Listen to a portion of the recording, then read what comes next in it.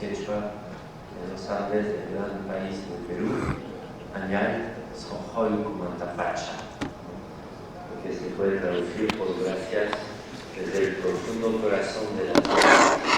Estamos todos conectados, ustedes son tierra, yo soy tierra.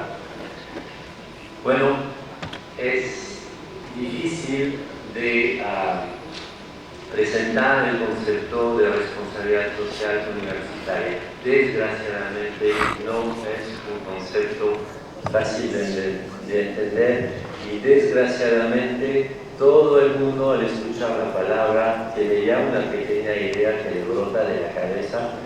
Entonces muchos conceptos diferentes en este congreso, en lo que he podido escuchar, se han mezclado. Del error se puede sacar muchas cosas, de la confusión, nada. Entonces voy a tratar humildemente de llevarles una seguidita clarificación conceptual, esperando que saldrán de este magnífico edificio con un brote, un germen y que los llevará a su casa. Siguiente. Bien, lo que debemos hacer primero es diferenciar el compromiso social con el cual todos estamos de acuerdo y del cual hemos hablado durante todos los días de la conferencia, de la responsabilidad social. Para eso les propongo la frase siguiente: si la universidad quiere formar parte de la solución, su compromiso social, primero tiene que admitir que forma parte del problema.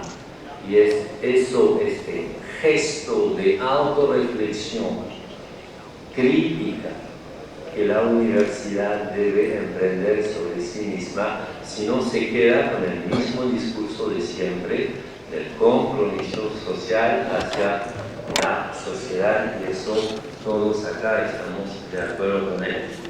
Entonces, saberse parte del problema es empezar a ser responsable, y eso es una responsabilidad obligatoria, como bien ha dicho Humberto Grimaldo, es un deber y nos viene del otro.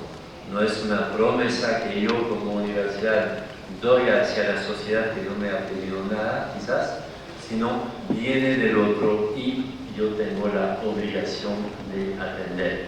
Entonces es doloroso. La primera mala noticia que les tengo que dar: hacer responsabilidad social universitaria en nuestros centros educativos, que sean públicos o privados, grandes o chiquitos, laicos o confesionales, siempre empieza por ser doloroso. Lo siento mucho, pero detrás de ese dolor está la dignidad, y detrás de la dignidad puede haber algún placer, algún entusiasmo.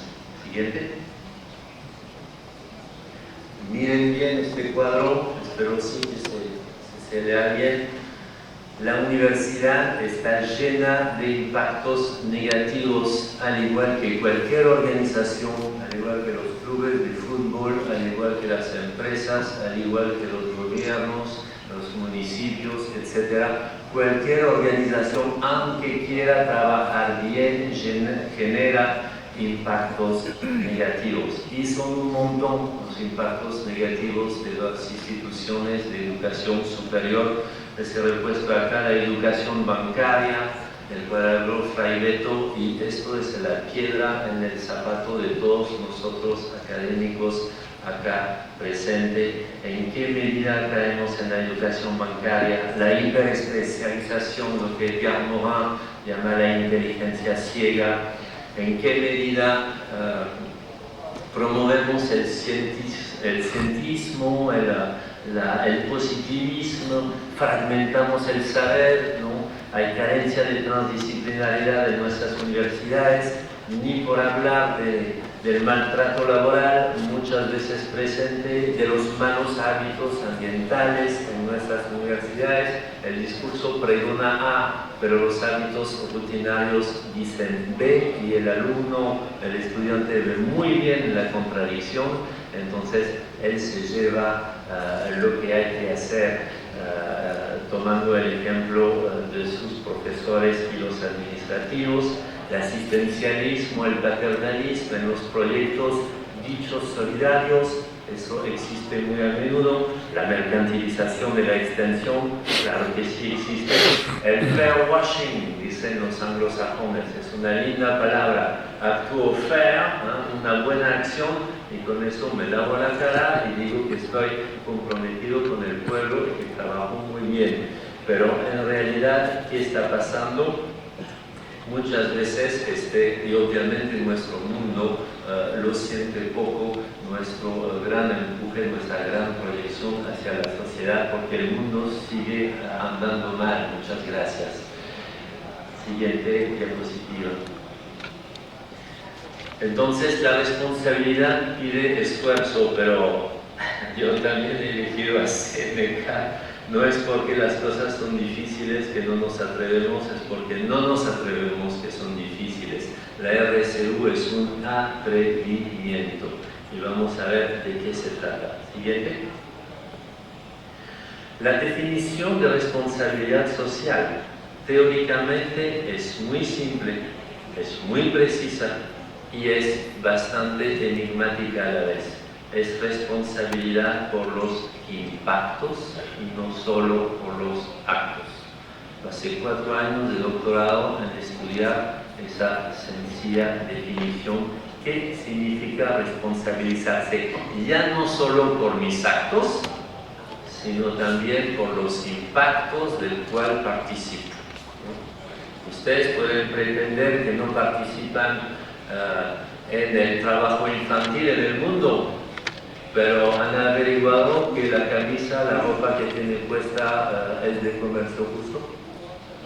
De repente están financiando el trabajo infantil en el mundo, ¿no? Todas las lindas personas que somos acá, todos nos hemos desplazado acá en avión, muchos de nosotros, ¿no? Entonces, ¿qué tal huella ecológica tenemos? ¿Qué tal carbono hemos echado para el cambio climático, etcétera, etcétera? Yo puedo controlar mis actos. Muchísimo más difícil controlar mis impactos. Y aquí la pregunta. Siguiente. Siguiente. La definición de la responsabilidad evolucionada. Ustedes saben, empezó en los medios empresariales. Y obviamente la idea era hablar de filantropía, más o menos, entonces de un compromiso voluntario, más allá de las leyes, sobre todo nos pongan leyes, ¿no? Entonces la responsabilidad social cuando yo quiero, como yo quiero y cuando hay sobras, ¿no? Las sobras para las obras. Bueno, esta definición ya murió gracias a la acción de muchísima gente. Siguiente. En 10 años hemos pasado a esta nueva definición de la ISO 26000. Hay que tenerle cariño porque es el trabajo de 5 años de 90 países que se han peleado para negociar entre todas las partes interesadas una definición y dice responsabilidad por los impactos. Fue retomada por la Comisión Europea, que ha votado su antigua definición, y ahora hablamos de responsabilidad social para todas las organizaciones. Ya no es un tema estrictamente empresarial y sobre todo es una responsabilidad colectiva que tiene que regirse por regulaciones internacionales. Entonces ya no hay mis pequeños actos más allá de las leyes, sino hay necesidad de un marco regulatorio mundial, ¿no? Y entonces la responsabilidad jurídica entra ahí. El trabajo del informe de Rajib, John Rajib, ¿no? Que sacó los principios de la ONU para la regulación de las empresas multinacionales, es un paso de gigante hacia esa regulación mundial, y obviamente ustedes saben como yo, es un enorme combate, no está hecho porque las fuerzas adversas son muy poderosas y no les da la gana, obviamente, pero nosotros debemos formar parte de este combate mundial, que es un combate muy actual. Siguiente. Entonces, mi trabajo teórico ha sido de distinguir 3 responsabilidades básicas, 3 responsabilidades cardenales, que son la responsabilidad moral, que todos tenemos como persona para con el otro, la responsabilidad jurídica que todos tenemos para con la ley y la responsabilidad social. Pero fíjense, siguiente, que la responsabilidad moral y jurídica son responsabilidades por actos imputables a autores distinguibles. Hubo una fechoría, ¿quién fue? Ah, él ha sido, él lo ha hecho, entonces le vamos a hacer cargar con la responsabilidad, ¿no? Mientras que el cambio climático, el trabajo infantil, el dumping social, fiscal y legal de las empresas en la economía globalizada, ustedes como yo participamos de eso, pero podemos ser atacados como culpables individualmente. Supuesto que no. Entonces la responsabilidad social es una responsabilidad diferente. Siguiente. Es una corresponsabilidad por impactos sociales a controlar entre todos los interactores. Si se dan cuenta del paso de la responsabilidad moral y jurídica a la responsabilidad social, he perdido el autor que puedo distinguir de los demás. Y he pasado de un autor que actúa a interactores que crean emergencias sistémicas. Me disculparán la palabra sabia, pero son emergencias sistémicas. El cambio climático nadie lo ha hecho, pero es una emergencia sistémica de todos nuestros pequeños actos, de todos, todo el tiempo. Siguiente. Entonces, todo el problema mundial, y nadie tiene la respuesta perfecta en este momento, es cómo vamos a instituir en las leyes y entre nosotros una responsabilidad que es una corresponsabilidad y de los cuales no es fácil de distinguir los autores de los no autores, ya que todos somos más o menos interactores. Eso es el tema, ¿no? Y claro, podemos seguir distinguiendo a los malos, ¿no? Los malos neoliberales, ¿no? Que todos rechazamos en esa sala, pero no es suficiente echarle la culpa al otro, al gran malo. Hay que ver cómo vamos a regular nuestros sistemas, de los cuales, en chiquito o en grande, todos compartimos la responsabilidad. Siguiente. Entonces, ¿de quién nos sentimos responsables? La responsabilidad social no es obvia, no es intuitiva, no se aprende en casa la responsabilidad social. ¿Por qué? Porque en una avalancha ningún copo de nieve se siente responsable. Y tiene razón, pobrecito copo de nieve. Si él se detiene, sigue la avalancha. Usted puede andar todos los días en bicicleta. ¿Eso va a impedir el cambio climático? No es cierto, para nada, ¿no? Y también esa otra frase de otro poeta, ¿no? El hombre sabe a menudo lo que hace, nunca sabe qué hace lo que él hace. Esa es la dificultad mayor de la responsabilidad social, es que los impactos, que son lo que hace lo que hacemos, esos impactos son velados, no son fáciles de ver. Nadie en esta sala hubiera podido saber que estamos provocando nosotros los seres humanos un cambio climático o que hay un dumping social, fiscal y legal de las empresas en el mundo. O que no es fácil de ver. Necesitamos ciencia, necesitamos universidad, necesitamos formación, necesitamos educación. Siguiente. Para ilustrar bien lo que es el paso de una responsabilidad por actos a una responsabilidad por los impactos, nada mejor que ese cuadro de Goya, del gran pintor Goya. Esos dos hombres pelean, pero pelean en arenas movedizas. Entonces, a la pregunta ¿quién va a ganar la pelea? Ya se sabe la respuesta, ninguno de los dos. Si no paran de pelear, pues se van a hundir los dos y van a morir los dos. Pero fíjense que ninguno de los dos puede mirar hacia abajo, porque si se detiene un instante para mirar su situación, el otro lo golpea. Cualquier parecido con la situación económica mundial es pura casualidad, por supuesto, ¿no? Entonces, ¿en qué están esos dos hombres? Siguiente. Esos dos hombres están en el problema de no poder mirar sus impactos porque están dedicados a sus actos. Siguiente. Sus actos es el acto de pelear, obviamente, ¿no? Siguiente. El impacto es el hundimiento paulatino en las arenas movedizas, ¿no? Entonces, ¿qué pasa? ¿Quién está en este cuadro capaz de salvar a esos dos hombres? Hay una tercera persona. ¿No la ven? Pues somos nosotros en la sala. Nosotros representamos la universidad, representamos la ciencia, representamos el observador científico capaz de anticipar, de prever y de decirles a los dos: cuidado, van a morir, su pelea no tiene sentido. Siguiente. Nosotros somos el observador científico para develar los impactos. La primera tarea de la ciencia hoy, si quiere ser socialmente responsable, es de develar los impactos negativos de la acción humana. Y eso implica, siguiente, una responsabilidad social de las ciencias y entonces de las universidades. Y ahí nosotros entramos en acción, entramos en el escenario, somos actores esenciales de la responsabilización social de nuestro mundo globalizado. Siguiente.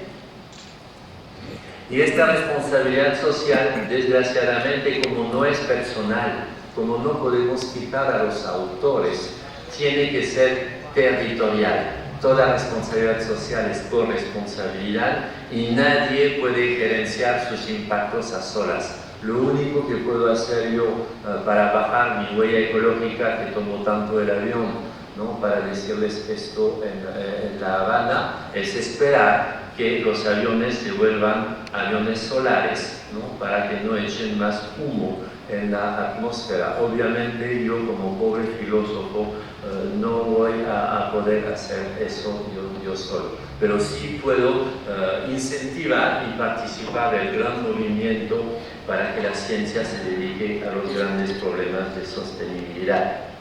Nadie gerencia sus impactos a solas, entonces necesitamos acciones entre nosotros en territorios. Territorios como objeto fractal, ¿no? Territorio local, regional, el nacional, el macro-regional y obviamente el global, ¿no? Siguiente. Esto pide que la universidad se asocie con los demás actores sociales, públicos y privados, para trabajar esas innovaciones sociales que todos necesitamos para crear una ruptura de ese sistema que hemos creado. Dentro de eso, un tema de mucha importancia en Europa actualmente es el tema del marco legal y fiscal, ¿no?, de la economía, el incentivo a la responsabilidad social, porque por el momento la empresa que gana más es la empresa irresponsable, ¿no? Desgraciadamente no hay ninguna relación de causa-efecto entre responsabilidad y ganancia, sino el problema ya estaría resuelto, ¿no? Y las compras públicas es algo muy importante, que el Estado, que siempre es el primer comprador en cualquier país, que el Estado dé el buen ejemplo de comercio justo, de compras social y ambientalmente responsables. Y obviamente el papel de la universidad es su papel de producir conocimientos expertos y de formar bien a los profesionales que van a operar estos cambios. Siguiente.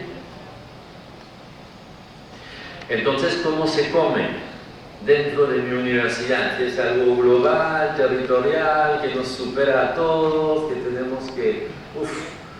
tenemos que asociarnos con todos, sabiendo que en la sociedad nada es fácil y vivimos en una economía obviamente de conflictos y de lucha de clases? ¿Cómo empezamos? Pues empezamos por el inicio, que es de preguntarnos cuáles son nuestros impactos negativos.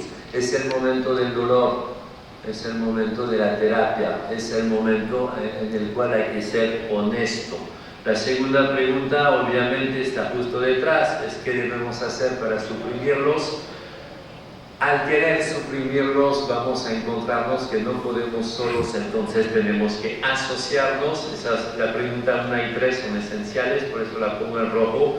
Y finalmente, ¿qué innovación social vamos a crear con esto? Porque vamos a cambiar las rutinas institucionales, entonces va a haber una innovación sí o sí. ¿Quiere que le diga cuál es nuestro error en este momento? Todos nosotros en las universidades empezamos por la cuarta pregunta. Empezamos por, queremos hacer innovación social, queremos hacer buenas acciones, queremos tener impactos positivos hacia el medio y nos olvidamos de empezar por el inicio, que es la terapia, el psicoanálisis, el autodiagnóstico. Entonces, quedan acciones muy en barniz, muy superficiales, en general es la extensión que se ocupa de todo eso, formación e investigación quedan incolume y obviamente la administración central, como siempre, hace lo que le da la gana. Siguiente. Pero el mundo está mal. Si cruzamos la huella ecológica con el índice de desarrollo humano, que mi colega ahí ya nos ha hablado de eso, todos los países deberían agruparse en esa zona de sostenibilidad, ese recuadro verde abajo a la derecha. Pero ¿qué pasa? Siguiente. Los países pobres, por ser pobres, claro que tienen una huella ecológica sostenible, pero están muy lejos del buen desarrollo humano. Los países emergentes, los nuestros en América Latina, siguiente, ellos se acercan al buen desarrollo humano, buena noticia, pero saliendo de los límites de biocapacidad de la Tierra, mala noticia. Y los países ricos, como el mío, como Francia, siguiente, pues hace buen tiempo que se olvidaron de lo que era una huella ecológica sostenible. Entonces, siguiente, fíjense a dónde va el desarrollo. El desarrollo evita sistemáticamente la zona de sostenibilidad. Desarrollarse es ir hacia la insostenibilidad. Siguiente, la conclusión es muy simple. Somos sistémicamente, nosotros, el género humano en la Tierra en este momento, insostenibles. La insostenibilidad hay que entenderla socialmente y ambientalmente a la vez, ¿no? No es un tema ecológico de florcitas y de arbolitos, es un tema de sociedad y es un tema de capacidad de pasar al siglo XXII. Siguiente. Entonces, la cuestión actual de la fábrica de los científicos, como dice la gran investigadora Isabel Spengers, es un asunto político, porque los que crean este mundo son los científicos, los profesionales, los titulados que salen de nuestras universidades. Es un asunto político el tema de qué ciencia operamos, en qué universidad, formando qué personas, para qué y para quién. Siguiente. Y desgraciadamente, en una cancha de fútbol así, no se puede jugar bien. Pongan a Messi, a Cristiano Ronaldo, a Ribéry, a todos los grandes jugadores, me disculparán, no voy a citar ningún jugador cubano. Pues van a jugar todos mal. ¿De qué nos sirve en la universidad seguir formando grandes profesionales si es para trabajar para ese desarrollo insostenible? Hasta Lionel Messi en esta cancha de fútbol va a buscar la pelota en el agua y es incapaz de meter ni un gol. Entonces la cuestión de la excelencia, porque he escuchado un montón hablar de excelencia en este congreso, depende de la responsabilidad social. ¿Excelencia para qué? ¿Para ser un excelente profesional que trabaja en Monsanto? Ah, ya. Siguiente diapositiva.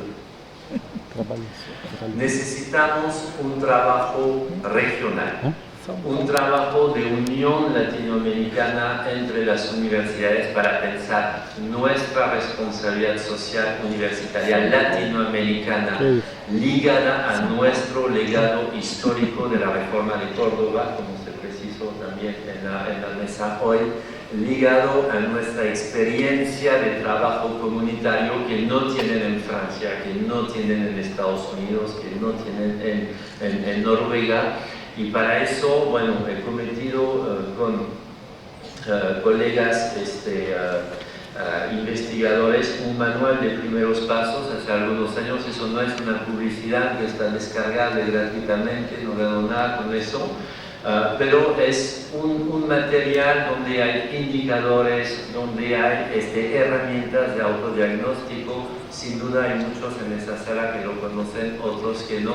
Les invito a leer, a criticarlo, a cambiarlo, pero a inspirarse para empezar a hacer ese autodiagnóstico y de sacar adelante indicadores, porque es una tarea nuestra que en el ORSAL estamos promoviendo en este momento y que, puedo anunciarlo, tratamos de hacerlo desembocar en una cátedra itinerante UNESCO de responsabilidad social universitaria con un fundamento científico para promover esta temática de la implementación de la RSU en las universidades, ¿no? Y otra vez que sea una cátedra latinoamericana y que parte de nuestras características genuinas de nuestro continente, porque los demás continentes también se meten en la responsabilidad social universitaria. En Francia les puedo decir que están inventando la pólvora, están descubriendo que cuando el estudiante se vuelve voluntario, solidario, mejora sus competencias personales. Es decir, bueno, es algo que sabemos en América Latina desde hace muchísimo tiempo, ¿no? Entonces cada continente está con su propio camino, nosotros tenemos el nuestro. Siguiente. Esta responsabilidad social se basa en los impactos de la universidad, que son de 4 tipos: organizacionales, lo que pasa adentro en el campus, con su gente y con el medio ambiente, obviamente hacia la sociedad, pero los más importantes son los impactos educativos y sobre todo cognitivos, que realmente es el aporte principal del concepto de RSU, es de decir que tenemos impactos cognitivos. Siguiente. Esos impactos cognitivos se ubican en currículos ocultos y en prejuicios epistémicos al momento de definir las mallas curriculares, ¿no? Definir las asignaturas, definir los contenidos de nuestras carreras, etc. Y ahí, solapadamente, queriendo hacer el bien, por supuesto, hacemos también muchas cosas que se desprenden en impactos negativos. Entonces, ahí empieza nuestra responsabilidad social universitaria dolorosa en ese retorno reflexivo sobre nuestros prejuicios epistémicos ocultos. Acuérdense que un impacto nunca se ve, hay que ir a buscarlo, hay que ir a investigarlo. Siguiente. ¿Cómo se hace eso? Hoy vamos a tener que contratar grandes agencias de grandes expertos, gurús, que nos van a hacer eso y va a costar muy caro. No, señor. La mejora continua es el camino de la RSU, seamos humildes, ¿no? Y esa mejora continua hacia adentro y hacia afuera se hace con lo que hay. ¿Y qué cosa hay en la universidad? Siguiente. Pues hay estudiantes formándose con profesores, un montón. Entonces, siguiente, ¿qué pueden hacer? Aprendizaje-servicio. Aprendizaje basados en proyectos sociales, tanto hacia adentro como hacia afuera, para que parte de su currícula, de sus cursos, ¿no?, sirvan no solamente para su formación, sino también para resolver problemas sociales. ¿Y qué cosa hay también un montón en una universidad? Siguiente. Pues investigadores rascándose la cabeza de qué tema de tesis van a buscar. Se dan cuenta la cantidad de estudiantes de maestrías y de doctorado que tenemos en América Latina, pues que pueden hacer parte de ellos. Siguiente. Pueden hacer investigación-servicio al servicio de esa mejora continua hacia adentro y hacia afuera, para que en todas nuestras universidades en países llenos de sol, un día funcionemos con eólicas, ¿no?, y paneles solares, y que dejemos de tener una pésima huella ecológica, y resolver también ese problema del transporte, por ejemplo, de los estudiantes y profesores cada día desde su hogar hacia la universidad. Siguiente. 4 procesos claves veo yo en esa responsabilidad social universitaria. Primero, una producción de conocimientos en comunidad. La investigación basada en la comunidad es tan legítima como la investigación en laboratorio. Estamos en un mundo loco donde quieren hacernos seguir rankings internacionales que se basan en publish o perish, y hay que decirlo en inglés porque todas las buenas revistas son revistas norteamericanas, ¿no? Y eso obviamente me da un buen puntaje en el SNI, por ejemplo, si soy mexicano, si soy investigador mexicano, entonces busco eso. ¿Impacto social hacia la comunidad? Nada. Pero hay que pensar en los frijoles, ¿no? Aprendizaje en comunidad. Aprendizaje en comunidad, aprendizaje basado en proyectos sociales. Eso debería haber en todas las carreras, 1 o 2 cursos por lo menos, con esta metodología. Pero es dolorosa esa metodología porque pide trabajar a varios, pide ligar extensión con academia, ¿no? Entonces pide encontrar escenarios reales de aprendizaje en comunidad afuera e ir con los estudiantes ahí. Es más laborioso y quizás un poquito más costoso, pero mucho más legítimo que la sola pizarra en el salón de clase, ¿no? Políticas públicas consensuadas. La universidad debe estar muchísimo más presente en la toma de decisiones racionales por parte de los decisores políticos. Y por eso tiene que cuidar su autonomía, porque si la misma universidad no sirve nada más que como eslabón político para sus administrativos o para evangelizar a las masas con la ideología de turno del gobierno, pues bien poco podrá aportar otra voz más científica, más objetiva a los decisores políticos. Y finalmente una universidad social ambientalmente ejemplar, porque la ética se logra con el ejemplo, y el ejemplo se logra a través de la administración cotidiana de nuestras instituciones universitarias. Si quieren saber cuál es el ligero desplazamiento conceptual entre el compromiso social de la universidad desde la reforma de Córdoba hacia la responsabilidad social universitaria, es muy simple. Es pasar del discurso de las 3 funciones sustantivas, y no se habla de gestión, al discurso de los 4 procesos universitarios: gestión, formación, producción de conocimiento y participación social. Y cuando tenemos en la cabeza esos 4 procesos, no nos olvidamos de la gestión cotidiana que en general es velada en nuestras universidades. Siguiente. Pero sí, yo sé. Hay que ser optimistas y hay que ser atentos porque las soluciones sistémicas existen. Siguiente. Solamente la vamos a nombrar, no hay tiempo. Economía de flujos en lugar de stock. Stock petroleros por el momento, pésimo. Economía de flujos, el flujo solar, Taita Inti, Padre Sol, como dicen los andinos, ¿no? Y todos sus derivados. Cuando uso un flujo, uso el flujo de hoy. No puedo robarle el sol a la generación futura. Cuando uso un litro de petróleo hoy, lo quito a la generación futura por definición. Siguiente. Economía circular y no lineal. Ese es un tema básico, vayan a ver en internet si no están al tanto de la economía circular, hay un montón. Siguiente. Economía de funcionalidad en lugar de obsolescencia. Por el momento el negocio está en vender y vender más, entonces hay que desechar, es insostenible. En la economía de funcionalidad alquilo la función al cliente, entonces mi interés empresarial es que el producto dure mucho y sea fácilmente reparado. Entonces es una economía que cuida el medio ambiente. Sí hay soluciones, pero hay que aplicarlas. Obviamente siempre hay los que no quieren cambiar porque sacan provecho de la situación de hoy. Siguiente. Corro. Y al final, instituir una cultura de transparencia. Eso veo en cada universidad que voy a visitar. Hay 2 tipos, ¿no? Las que tienen la cultura del secreto. Entonces la gente trata de esconder los errores porque son culpas los errores. Y nadie quiere que se le corte la cabeza, entonces cuando un error está cometido, cállate, escóndelo debajo de la alfombra que viene tu jefe, ¿no? Entonces en esas universidades hay que mantener el status quo, porque hay un miedo al cambio. Y cada quien se dedica solamente a esa pequeña tarea, a su pequeña tarea que sabe bien hacer.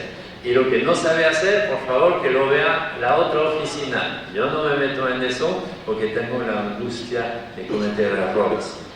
Y hay otra cultura, siguiente, siguiente, siguiente, siguiente y siguiente, stop. La otra cultura que es la cultura de la transparencia, esto del contrario. Los errores sirven, los errores son informaciones. Hagamos ese autodiagnóstico, ¿qué tememos? ¿Somos tan malos que no hay que diagnosticarnos? ¿No? Hagamos ese autodiagnóstico, veamos nuestros errores, aprendamos a cambiar. Lo chistoso es que muchas de nuestras universidades, saben enseñar, pero no saben aprender. Y eso es un gran problema. Bueno, como no tengo tiempo, no le voy a poder contar el cuentito que tenía al final, pero Añay Sonjoy Tucumán Tapacha. Muchísimas gracias desde el profundo corazón de la tierra.